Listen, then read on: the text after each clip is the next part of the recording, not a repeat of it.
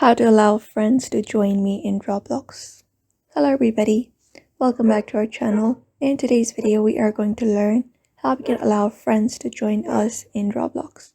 So let's just get started with the video and find out how to do that.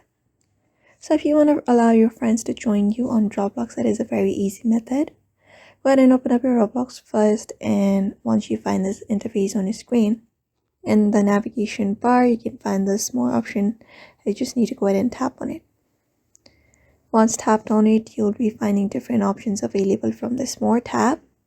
So go ahead and look at this option called settings, this one right here, and this menu appears. After that, you need to head over to privacy and content maturity, and it will lead you to another page again. And from this section, you need to go to this visibility and private service, this one right here. Just go ahead and tap on it, and you can go ahead and tap on this option called visibility. So you need to select this option called friends, like who can see your current experience and join you. Friends, you can just go ahead and do that, and that is it. For now, this is the method you can apply up in order to change, make your friends join you in Roblox. So I hope this video was helpful to you, and thank you for watching this video.